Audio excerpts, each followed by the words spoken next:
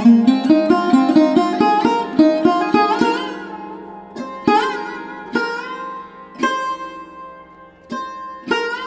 প্রায় সবসময় শুনি বা পড়ি আমাদের নিজেদের কর্তব্য করা উচিত, কিন্তু আমরা জানি না আমাদের কর্তব্য কি, আমরা কিভাবে সেই বিষয়ে নিশ্চিত হব।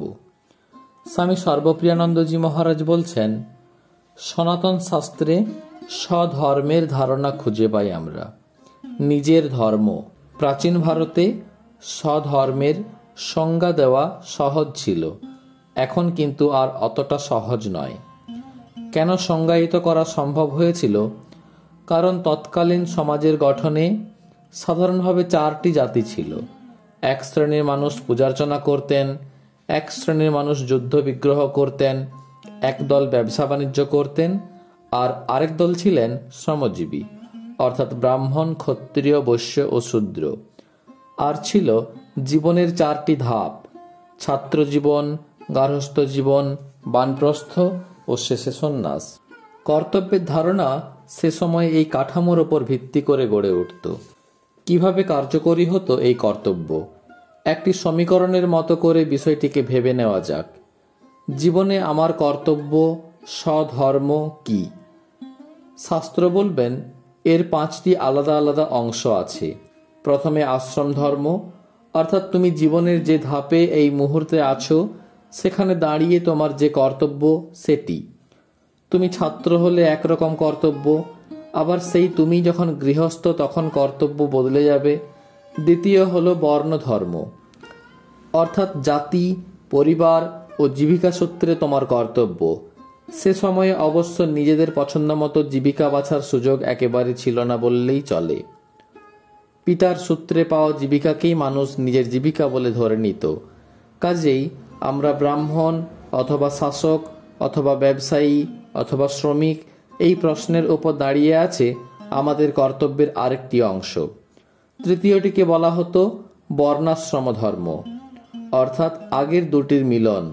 তুমি কি একজন গৃহস্থ বা শাসক বা যোদ্ধা, তাহলে একরকম কর্তব্য, অথবা তুমি কি একজন গৃহস্থ যে কর্মসূত্রে পুরোহিত, তাহলে তার কর্তব্য আরেক রকম। কৃষ্ণ ও অর্জুনের উদাহরণই ধরা যাক। যখন তাদের কথা হচ্ছে, অর্জুন প্রশ্ন করছেন তার কি করা উচিত বা উচিত নয়। এবার এই যে কাঠামোটি এতক্ষণ ধরে তৈরি করছি, দেখা যাক অর্জুন এর কোথায় অবস্থান করেছেন। তিনি একদিকে গৃহস্থ, আবার অন্যদিকে ক্ষত্রিয়। কাজেই তিনি একজন যোদ্ধা গৃহস্থ, তার কর্তব্য একরকম। তিনি যদি পুরোহিত গৃহস্থ হতেন তার কর্তব্য আলাদা হতো। ব্যবসায়ী গৃহস্থ হলে আরেক রকম। এই হলো বর্ণাশ্রম ধর্ম। চতুর্থ অংশকে বলা হয় বিশেষ ধর্ম, অর্থাৎ জীবনের নির্দিষ্ট কোনো বিশেষ পরিস্থিতিতে আমাদের জন্য যে কর্তব্য ধার্য হয়। আবারও উদাহরণস্বরূপ সেই বিশেষ সময়ে অর্জুনের পরিচয় হলো তিনি পাণ্ডব পক্ষের সর্বাধিনায়ক। তার এই পরিচয় কিন্তু আগেও ছিল না, পরেও থাকবে না। কিন্তু সেই বিশেষ পরিস্থিতিতে তিনি শুধুমাত্র একজন যোদ্ধা বা গৃহস্থ নন, তিনি পাণ্ডবদের সর্বাধিনায়ক, এবং সেই সুবাদে তার ওপর কিছু আলাদা বিশেষ কর্তব্য বর্তায়। কিন্তু যতক্ষণ তিনি ওই পদে আছেন সেই পদ সম্বন্ধীয় কর্তব্য তাকে পালন করতেই হবে। এবার দেখা যাক কি কি ভূমিকা আমরা আমাদের জীবনে পালন করি। সাধারণত ভূমিকাগুলি কিন্তু বিশেষ পরিস্থিতি অনুযায়ী নির্দিষ্ট থাকে। হয়তো একজন কোনো কোম্পানির ম্যানেজার, তার কিছু নির্দিষ্ট কর্তব্য আছে। সে বাবা কিংবা মা হলে তার নিজস্ব কর্তব্য আছে, ছেলে বা মেয়ে হলে তারও। হয়তো সে কারোর বন্ধু, এমনকি সে যদি নিজের একটি দেশের নাগরিক বলে স্বীকার করে, যদি একটি সম্প্রদায়ের সদস্য হিসেবে নিজেকে গণ্য করে, তাহলে সেই পরিচিতিগুলির সঙ্গে এসে পড়া কর্তব্য পালন করতে সে অস্বীকার করতে পারবে না, তাকে তা করতেই হবে। প্রশ্ন হলো এর সঙ্গে আধ্যাত্মিকতার যোগ কোথায়? মনে রাখতে হবে এই সবই কিন্তু আধ্যাত্মিক উন্নতির জন্যই। ইতিবাচক মনোভাব নিয়ে ঐকান্তিকভাবে কাজ করতে হবে। আধ্যাত্মিক উন্নতিতে তা সাহায্য করবেই, সে যেমনই কাজ হোক। এই ছিল বিশেষ ধর্ম। আর পঞ্চম ও শেষ অংশটি হলো সাধারণ ধর্ম। সত্য, নিষ্ঠা, সংযম, নিঃস্বার্থতা, এসবের মতো কিছু সাধারণ মানবিক গুণ যা সবার থাকা প্রয়োজন। এগুলি সকলের জন্যই, যা বিশ্বজনীন ধর্মের মধ্যে পড়ে। তাহলে কি দাঁড়ালো? প্রশ্নটা ছিল, জীবনে আমাদের স্বধর্ম কি? সমীকরণটি অবশ্য প্রাচীন ভারতে যতটা সহজে কার্যকরী হতো, আজকের দিনে ততটা সহজে নয়।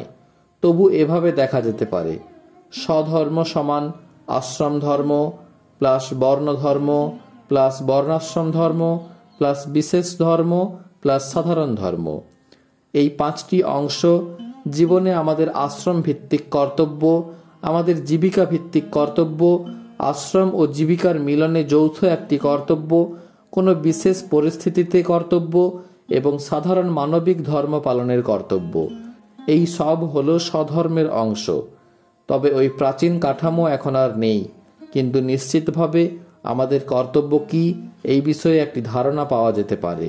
তবে এই প্রশ্নের সবচেয়ে সহজ উত্তর হলো একটি নীতি যা মেনে চলা যায়, যা কিছু আমাদের ঈশ্বরাভিমুখে নিয়ে যায়, তাই আমাদের কর্তব্য, এবং যা কিছু ঈশ্বর থেকে দূরে সরিয়ে নিয়ে যায় তা কখনো আমাদের কর্তব্য হতে পারে না।